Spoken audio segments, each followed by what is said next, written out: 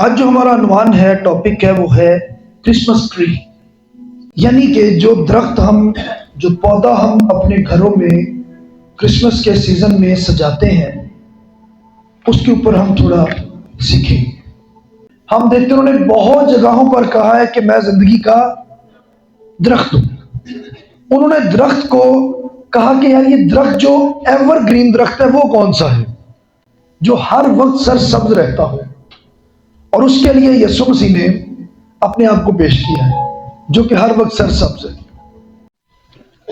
खुदा का शुक्र अदा करते हैं आज इस खूबसूरत वक्त के लिए जो मुझे और आप सबको खुदा ने अपने हजूर इकट्ठा करके अता किया कि हम सब उसकी हजूरी में आ सकें। आमीन। साथ वाले से कहें, आपको आज का दिन मुबारक हो। मुबारक इसलिए कि हम जिंदा हैं। आमीन। क्योंकि बहुत से लोग इस दुनिया से कल की डेट में जा चुके हैं, इसलिए हम जिंदा हैं। इसलिए हमारे लिए ये बड़ी बाबरकत बात है, क्योंकि हम उसकी हजूरी में हैं। आमीन। ये सबसे ज्यादा जरूरी बात है। आइए कलाम मुकद्दस में से आज सबसे जो पहला हम हवाला देखेंगे, कलाम मुकद्दस में से मुकाशवा की किताब में चलते हैं। आखिरी बाब, मुकाशवा 22, आखिरी बाब, और उसकी एक तो हम 2 आयत पढ़ेंगे और उसके बाद हम 14वीं आयत पढ़ेंगे। पहले 2 आयत, फिर 14वीं। आज जो हमारा अनुमान है, टॉपिक है, वो है क्रिसमस ट्री। क्या है?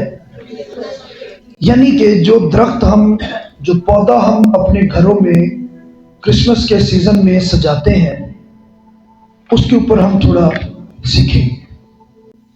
बाइबल मुकद्दस में क्रिसमस ट्री सजाने का तो कोई भी हवाला नहीं मिलता, लेकिन ये किससे तशबीह दिया जाता है या क्यों इसका आगाज हुआ, किससे ये आगाज हुआ और किसने किया, थोड़ा इसके ऊपर आज हम सीखेंगे।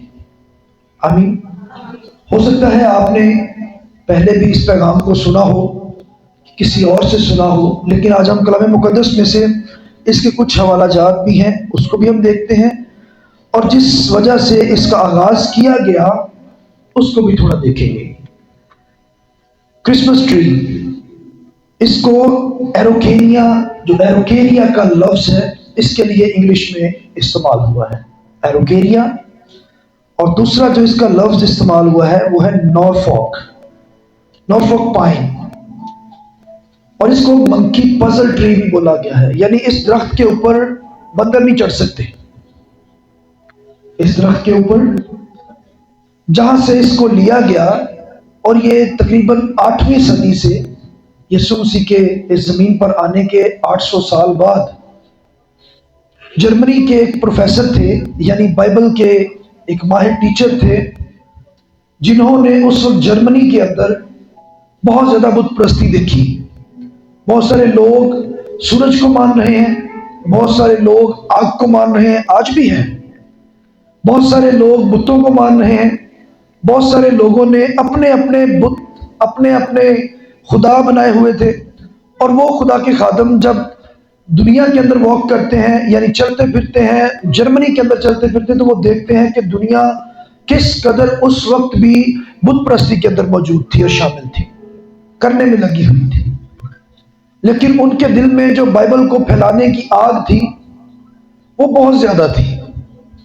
उन्होंने उस बुत परस्ती से लोगों को मना करने के लिए इस चीज को लेकर आए कि उन्होंने फील किया कि कहां पर बाइबल मुकद्दस में दरख्त के लिए लिखा है, क्योंकि वो जाते हुए देखते हैं कि लोग बहुत ज्यादा बुत परस्ती करते हैं। तो उन्होंने एक ब्लोर के दरख्त को कटवाया और उन्होंने एक एवरग्रीन दरख्त, यानी एवर, जो हर वक्त सरसब्ज हो, बाइबल में से उसको ढूंढा कि वो हवाला कहां पे है। कि यीशु मसीह को हम देखते हैं उन्होंने बहुत जगहों पर कहा है कि मैं जिंदगी का दरख्त हूं।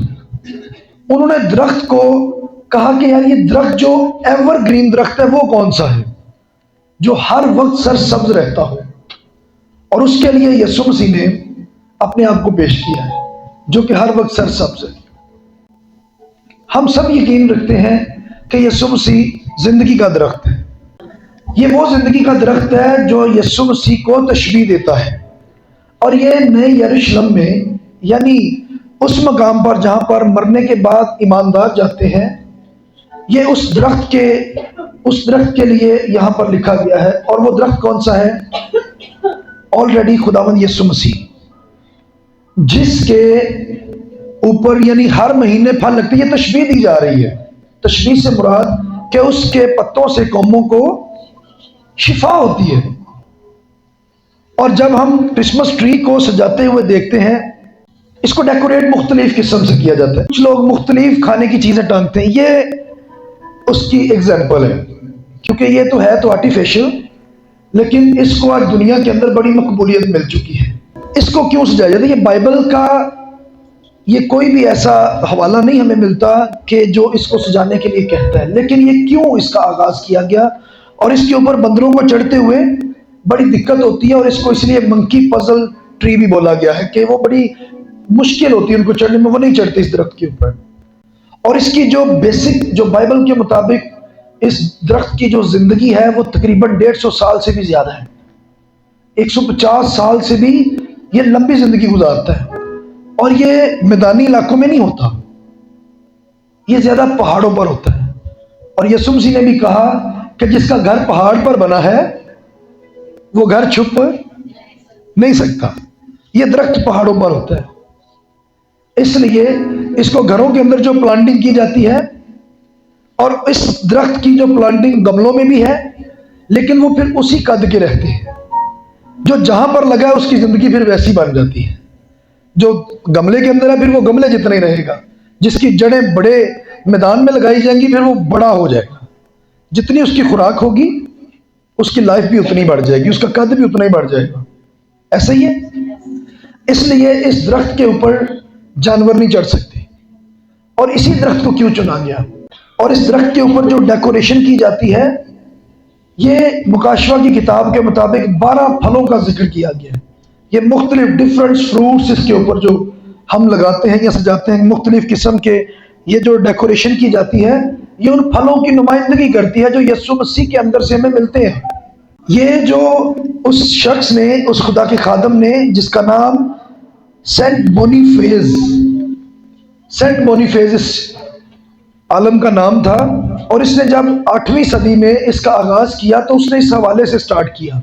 जब वो बुतों की पूजा करते हुए लोगों को देख रहा था, तो फिर उसने सोचा कि इनको किस तरह से हटाया जाए। और जब क्रिसमस का सीजन उस टाइम आता था, यानी उस वक्त भी लोग यीशु मसीह की पैदाइश का दिन मनाते थे, तो जब लोग उस पैदाइश के दिन को बुतों की पूजा करने के अंदर गुजार देते थे, वो कहते थे शायद इसने हमें बचाया होगा, इसने बचाया होगा, उस वक्त ऐसा हुआ होगा, ऐसा हुआ होगा। लोग रोशनियों की पूजा करते थे। तो उस वक्त फिर उसने इस हवाले से इस चीज को लिया। और ये जो ट्री हम सजाते हैं, ये एवरग्रीन फॉर एवर इसको बोला जाता है। एवरग्रीन, हर टाइम ये सरसब्ज रहता है। इसको पानी ना मिले इसको कोई टेंशन नहीं, ये नमी से ही तरताजा रहता है। इसको पानी लगाने की जरूरत नहीं। पहाड़ों पे ही जब ये दरख्त होते हैं तो पहाड़ों की ढलान होती है, पहाड़ों पर को गोडी नहीं करने के लिए चढ़ता, ना उसको कोई माली की जरूरत होती है। और ये नॉर्मली दरख्त पहाड़ों पर ही होता है, और ये पहाड़ों की ढलान के ऊपर लगा होता है, लेकिन जाता ये सीधा है बिल्कुल, ये टेढ़ा मेढ़ा नहीं होता। क्योंकि जो घर पहाड़ पर बनता है वो छुप नहीं सकता, ये लेटता नहीं है वहां पर पहाड़ों पे जाके, ये फिर भी अपनी सुधाई सीधी रखता है और अपने खुदा को ही जलाल देता है। आमीन। और इसकी जो हाइट है वो तकरीबन 40 फुट से भी ज्यादा है, यानी 5 मंजिल तक इसकी हाइट जाती है। और ये छोटी हाइट नहीं है, यानी ये हर वक्त सरसब्ज भी रहता है। और इसकी जो सबसे बड़ी मुझे खास बात लगी, हम जब इसको घरों में रखते हैं तो ये सूख जाता है, ये घरों में रखते हुए सूख भी जाता है, और इसको ज्यादा हीट की भी जरूरत नहीं है। जहां पर इसको रोशनी मिले ये यहाँ वहां पर सरसब्ज रहता है। इसको अंधेरा पसंद नहीं है। इस दरख्त की खास वजह भी है, इसको अंधेरा बिल्कुल भी, ये रेगुलर अगर अंधेरे में रहेगा तो ये मर जाएगा। इसको थोड़ी थोड़ी लाइट मिलती रहनी चाहिए, चाहे वो घरों की लाइट हो, चाहे इसको सूरज की लाइट हो, चाहे इसको बादलों की, जो बादलों के नीचे लाइट होती है, फर्ज करें जब सूरज के आगे बादल आते हैं तो थोड़ी बहुत तो लाइट आती रहती है।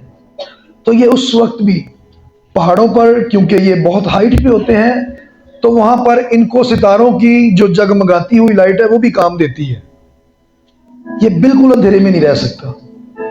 इसलिए इसकी जो लाइफ है वो तकरीबन 150 साल से भी ज़्यादा है, और हाइट इसकी तकरीबन 40 फीट से भी ज़्यादा हो जाती है। और इसीलिए इसको क्रिसमस ट्री का नाम दिया गया, क्योंकि ये हर वक्त तरोताज़ा रहता है। आमीन। और इसको यीशु मसीह ने अपने साथ भी तशबीह दी है। इसलिए इस पर जो हम मुकाशफा की किताब में से 12 तरह के फलों का जिक्र पढ़ रहे थे, तो ये जो हम इसकी डेकोरेशन करते हैं, इसका भी आगाज वहां से ही हुआ कि एक दरख्त हो और उसके ऊपर फल ना हो तो फिर वो दरख्त बिल्कुल बेबुनियाद है। दरख्त वही पसंद आता है लोगों को जो फ्रूट दे, और जो जेडे दरख्त होंगे ने अपना किक्कर दे, इसके ऊपर भी फूल तो नजर आते हैं येलो किस्म के, येलो कलर के आते हैं कि नहीं, लेकिन उसके अंदर जो कांटे हैं वो किसी को पसंद नहीं है। फ्लावर सबको पसंद है लेकिन कांटे किसी को पसंद नहीं। सबसे जो मकबूल और सस्ता इस वक्त फूल है वो कौन सा है? गुलाब का, जो आम मिलता है लेकिन कांटे उसके साथ भी हैं। सबसे सस्ता दुनिया में गुलाब ही सस्ता है और बाकी सारे नायाब ही हैं। और गुलाब के फूल के साथ भी नीचे कांटे हैं। अगर जिंदगी खुशहाल है तो उसमें दुख ना हो फिर उसकी वैल्यू नहीं है। जरूरी नहीं कि फूल सिर्फ खुशबू ही दें, फूलों की अपनी पहचान भी है, दरख्तों की अपनी पहचान है, और कुछ ना कुछ अगर अच्छाई है तो उसमें कमी कहीं ना कहीं जरूर होती है। वाहिद यीशु मसीह की ज़ात है जिसमें कोई कमी कोई घटी नहीं है सिवाय यीशु मसीह से। आमीन। इसलिए यीशु मसीह ने अपने आप को इस दरख्त के साथ पेश किया। हालांकि ये दरख्त अगर इसको रोशनी नहीं मिलती तो ये मर जाता है, और यीशु मसीह तो खुद भी क्या है?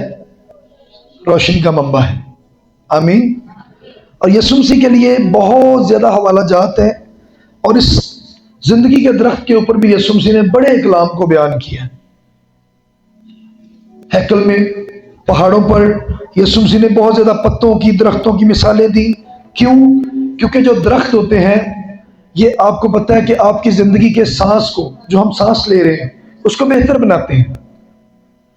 और यीशु मसीह अगर अपने आप को दरख्त बनाता तो वो हमारी रूहानी सांस को भी बेहतर बनाता है। आमीन। और उसके लिए खुदा ने हमें एक बहुत ज्यादा जो अपने करीब रहने के लिए एक पैगाम दिया है, वो सबसे बढ़कर है दुआ। जब हम दुआ में हैं तो हमें इतनी फीलिंग होती है कि कोई ऐसी हस्ती है जो हमारी बात को सुन रही है, और उस पर हमें बिलीव होता है कि जिसको हम पुकार रहे हैं वो सुन रहा है। हालांकि वो फिजिकली हमारे सामने नहीं है, लेकिन हमें ये यकीन होता है कि हम दुआ करेंगे तो हमारा काम हो जाएगा, हमारी सांसें बेहतर हो जाएंगी, हमारे मामलात बेहतर हो जाएंगे, हमारी जिंदगी के सारे जो झंझट नजर आ रहे हैं वो भी बेहतर हो सकते हैं। आमीन। इसलिए यीशु मसीह ने इस क्रिसमस ट्री के लिए हमें मना नहीं किया, ये हुक्म भी नहीं है लेकिन मना भी नहीं किया, क्योंकि ये साइन है इस क्रिसमस का। इसको जब खुदा के खादम ने, बोनीफेज ने, सेंट बोनीफेज ने जब लोगों को बुत परस्ती करते देखा तो उसने वहां पर इस ट्री का आगाज करवाया कि आप जिंदगी की खुशियां इस तरह भी मना सकते हैं। आप क्रिसमस के ऊपर बुतों की परस्तिश ना करें, आप क्रिसमस के ऊपर सिर्फ चढ़ावे ना चढ़ाएं, आप क्रिसमस के ऊपर सिर्फ बेवा को 1 महीने के लिए राशन ना दें, आप क्रिसमस के लिए सिर्फ यतीमों को 1 मंथ के लिए कपड़े ना दें। आप ऐड करें खुशियों में, बट ये भी याद रखें कि वो आपके साथ हमेशा के साथ बर्ताव अच्छा ही रखें। आप अगर कुछ नहीं कर सकते तो कम से कम अपने माइंड को, अपने रिलेशनशिप को बेहतर कर सकते हैं। हम अगर कुछ नहीं ऐसा कर सकते तो हम अपने मुंह से लोगों को मारे ना, अपने मुंह से लोगों को बरकत के कलमात दे सकते हैं। अपने मुंह से लोगों का कत्ल ना करें। इसलिए यीशु मसीह ने अपने आप को अगर दरख्त कहा है, तो उस दरख्त की एग्जाम्पल एक ये भी है कि हम उसके जन्मदिन के ऊपर जब हम सेलिब्रेशन करते हैं, तो इसीलिए इसका आगाज किया गया कि उसका अगर साइन ना हमें नजर आए तो फिर वो सेलिब्रेशन कैसी। अगर बर्थडे हो बच्चे का तो केक ना नजर आए तो बर्थडे कही जाएगी। कोई पिज्जा तो नहीं काटता, क्या काटा जाता है? केक काटा जाता है। ये क्या साइन होता है कि बर्थडे है। हालांकि हम वैसे भी केक ले आते हैं या किसी को मिलने ले जाते हैं, लेकिन बर्थडे के ऊपर स्पेशल केक क्यों? क्योंकि वो साइन है कि आज बर्थडे हो रहा है किसी ना किसी का। और इसी तरह अगर स्टार को हम देखते हैं तो स्टार भी एक रोशनी की अलामत है, क्योंकि स्टार यीशु मसीह की पैदाइश पर बड़ा नुमायां किरदार अदा करता है। और इसकी जो सारी सेलिब्रेशन है, फ्रूट है, वो नजर आते हैं कि जब हम इस सेलिब्रेशन के अंदर जाते हैं तो हम बहुत ज्यादा खाने भी बनाते हैं। ये जिंदगी की बरकत है, ये खुशियों की बरकत है जो खुदावंद हमें देता है। आमीन।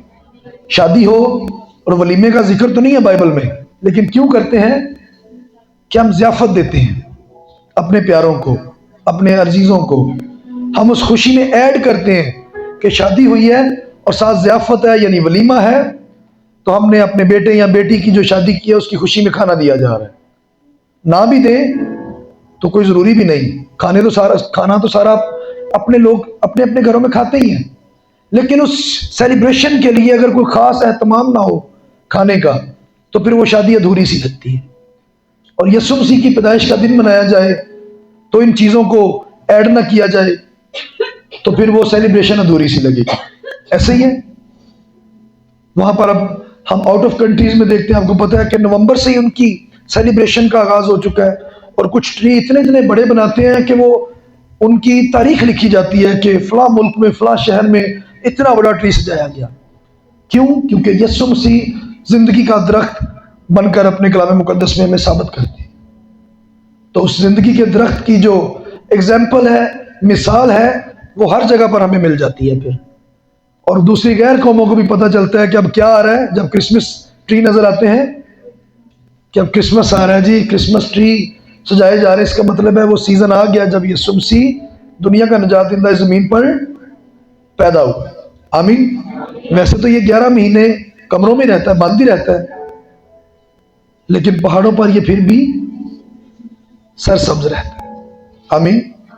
इसलिए ये जो जिंदगी का मालिक है वो सरसब्ज ही रहता है, क्योंकि ये आर्टिफिशियल है। इसको खोलकर हम फोल्ड करके रख भी देते हैं, और जब सीजन आता है फिर ही लेके आते हैं। तो ये सीजन वाइज हम बनाते हैं, लेकिन यीशु मसीह जो जिंदगी का दरख्त है वो फॉर एवर है, एवरी टाइम है। आमीन। एक और बड़ा नाम, लेकिन थोड़ा सा तारुफ में इसका भी करवाना चाहूँगा, क्योंकि ये 8वीं सदी में जब सेंट बोनीफेस ने इसका आगाज़ किया तो ये आहिस्ता आहिस्ता मकबूलियत करता गया। लेकिन जब 16वीं सदी हुई, 16वीं सदी में एक बड़ा नाम है खुदा के खादम का, मार्टिन लूथर। मार्टिन लूथर ने भी 16वीं सदी में इसको बाकायदा इसको अपनी रोया में देखा, रोया कह सकते हैं, या खुदा ने उसको तहरीक दी कि वो भी इसके ऊपर देखे और बात करे। तो वो रात के एक पहर में, जब बहुत ज़्यादा रात अंधेरी थी, वो भी मैदान नहीं जंगलों से गुजर रहा था। जब वो गुजर रहा था तो उसने बड़े बड़े दरख्तों को देखा। इन्हीं दरख्तों की बात हो रही है। जब उसने पहाड़ों पर दरख्तों को देखा तो ये जो दरख्त थे, इनके अंदर से जब सितारों की लाइट्स नजर आ रही थी, तो वो बड़ा उसको ये नज़ारा खूबसूरत लगा। और उसने इस नज़ारे को जब घर पहुंचा तो अपनी फैमिली के साथ शेयर किया कि मैंने देखा कि इस तरह ना जो ज़िंदगी का मालिक है, ज़िंदगी का जो दरख्त है खुदावंद यीशु मसीह, इसी तरह पहाड़ पर हम देखते हैं कि जैसे दरख्त खड़े हैं, वो आसमानों पर खड़ा होकर हमें देख रहा है। तो जब उस दरख्त के अंदर से उसने सितारों की लाइट्स देखी, सितारे जगमगा रहे थे, तो उसने इसी तरह जैसे ये फ्रूट नज़र आ रहे हैं, यानी ये जो डेकोरेशन चीज़ें नज़र आ रही हैं, इसी तरह उसने फील किया कि हमें भी इसका एहतमाम करना चाहिए। उसने घर जाकर जब फैमिली से इसका जिक्र किया तो उन्होंने बहुत से जैसे ये दरख्तों के पत्ते लिए, उसका एक ट्री बनाया घर के अंदर। तो उसके ऊपर उन्होंने डेकोरेशन के लिए चीज़ें जोड़ना शुरू कर दी, जैसे उसे सितारे नज़र आए थे। और जब उसने डेकोरेशन बनाकर इस तरह का दरख्त घर में छोटा सा बनाया तो लगाकर उन्होंने एक बड़ी सेलिब्रेशन की क्योंकि वो क्रिसमस का सीज़न चल रहा था और उसमें इसको बहुत ज़्यादा फिर मकबूलियत मिली, उन्हें बड़ा अच्छा लगा और उन्होंने अपने लोगों को भी बताया कि ये होना चाहिए, ये रस्म नहीं है, ये रवायत है, बाइबल की रस्म नहीं है, ये हमारी रवायत है कि इसको हम जब डेकोरेट करते हैं तो हमें पता चलता है कि सीज़न क्रिसमस का आ रहा है। आमीन। कितनों को अच्छा लगता है क्रिसमस ट्री? हम सबको अच्छा लगता है। मैं फिर बता रहा हूँ, ये बाइबल का हुक्म नहीं है, लेकिन ये मसीहियों की एक रवायत है कि इसे हम बनाएं, इसे हम डेकोरेट करें, ताकि हमें यीशु मसीह की पैदाइश का दिन याद आता है। अगर ये ना होता, फर्ज करें, तो कोई वो बड़ी बात नहीं थी। अगर ये है तो कोई बुरी बात भी नहीं है। इसलिए इसे अगर करते हैं तो अच्छी बात है। जिसको खुदा ने तौफीक बरकत दी वो करे, जिसके पास नहीं वो मायूस ना हो कि मेरे पास नहीं है तो मैं कुछ नहीं कर सका। और बोनीफेज ने जब इसको देखा, मार्टिन लूथर ने जब इसको देखा, तो उन्होंने इसको अमली जामा पहनाया और सबसे जो बड़ा इनकलाब आया इसके वसीला से वो 19वीं सदी में आया, जब से ये हर घर की जीनत बन गया। और उस इंग्लैंड के अंदर, बरतानिया के अंदर जो मलका थी और उसके हस्बैंड थे, मैंने उनका नाम भी लिखा हुआ है, 19वीं सदी में मलका विक्टोरिया, बहुत बड़ा मशहूर नाम है ये भी। मलका विक्टोरिया ने, उसके हस्बैंड ने यानी प्रिंस एल्बर्ट ने इसको मिलकर सजाया, क्योंकि मार्टिन लूथर ने इसको भी कहा था, मतलब सजाया था। तो उन्होंने उसकी तारीख जब पढ़ी तो मार्टिन लूथर की उस तारीख पढ़ने से इनके दिल में भी खुदा ने ये बात डाली कि इसको सेलिब्रेट किया जाए, यानी इसको सजाया जाए, डेकोरेट किया जाए। तो सेलिब्रेशन के ऊपर जब उन्होंने अपने घर में एक बहुत बड़ा ये सरू का बूटा जिसको हम कहते हैं लेकर आए, तो उन्होंने एक बहुत बड़ा ट्री बनाया इसका और बहुत खूबसूरत सजाया और उसके साथ पिक्चर्स भी बनवाई। 19वीं सदी में इसके साथ जब पिक्चरें बनवाई गई तो वो अखबार में शाया हुई। जब वो अखबार में शाया हुई तो हम तो शायद इतना अखबार नहीं पढ़ते, लेकिन जो आउट ऑफ कंट्री में यूरोप के लोग हैं वो बहुत ज़्यादा अखबार पढ़ते हैं और अखबार पढ़ते थे। और उस वक्त तो वैसे चलता ही अखबार था, तो वो तस्वीरें हर घर में तकरीबन पहुंच गई। ये जो मलका विक्टोरिया की और प्रिंस एल्बर्ट की जो पिक्चर्स उस ट्री के साथ बनी हुई थी, वो हर घर में जब पहुंची तो ये इसको फिर बड़ी मकबूलियत मिली और ये फिर आलमी सतह पर इसको मनाया जाने लगा, इसको सेलिब्रेशन किया जाने लगा, इसको डेकोरेट किया जाने लगा। क्योंकि जो इस दुनिया की आधी से ज़्यादा दुनिया के मालिक इंग्लैंड के थे, इंग्लैंड के जो ऑनर थे, जो बादशाह थे, वो पूरी दुनिया में आधी दुनिया से ज़्यादा लोगों के मुल्कों के हाकम थे। और जब मालिकों ने ये काम किया हो तो फिर नौकर क्यों ना करेंगे। फिर ये पूरी दुनिया में जो इनके मानने वाले थे, यानी इनसे प्यार करने वाले लोग थे, उन्होंने फिर इस ट्री को सजाना शुरू कर दिया। जब ये तस्वीर पूरी दुनिया में फैली तो इसको फिर बहुत ज़्यादा मकबूलियत मिली। और आज हम देखते हैं कि इस त्यौहार के ऊपर, क्रिसमस के ऊपर, अगर क्रिसमस का ट्री ना सजाया जाए हर घर के अंदर तो फिर अधूरा सा लगता है। तो इसकी जो बेसिक स्टार्टिंग थी वो 8वीं सदी से हुई, जब इसको सेंट बोनीफेज ने किया, और साथ फिर इसको 16वीं सदी में मार्टिन लूथर ने इसको बाकायदा डेकोरेट करके इसके ऊपर बात भी की, क्योंकि ये सब बाइबल के अंदर से हवाले लिए गए थे। बाइबल का हुक्म नहीं है, लेकिन तशबीह दी गई यीशु मसीह के ज़िंदगी के दरख्त होने की बिना पर, ताकि इस दरख्त के ऊपर बात की जाए कि क्यों ये किस चीज़ को पेश करता है और इसके ऊपर जो डेकोरेशन की जाती है किस चीज़ को पेश करती है। ये यीशु मसीह के उस मुकाशवा की किताब के अंदर हवाले को पेश करती है जिसके ऊपर 12 किस्म के फल लगते हैं और जिसके पत्तों से कौमों को शिफा होती है। ये इसलिए इस दरख्त को सेलिब्रेशन के लिए ऐड किया जाता है ताकि यीशु मसीह जो ज़मीन पर आया और उसकी सेलिब्रेशन के अंदर उसके सारे कामों को भी बयान किया जाए कि किस तरह से वो ज़िंदगी का दरख्त साबित होता है। आमीन। समझ आई सब? किस किस को बरकत मिलती है जब हम सेलिब्रेशन के ऊपर जब बात करते हैं, तो इसका भी आगाज़ होना चाहिए, इसको भी साथ ऐड करना चाहिए, इसको भी हमें पता होना चाहिए कि क्रिसमस ट्री का मतलब क्या है। ये बाइबल का हुक्म नहीं, मैं फिर कह रहा हूँ, लेकिन ये मसीही रवायत है जो अच्छी है, बुरी नहीं है।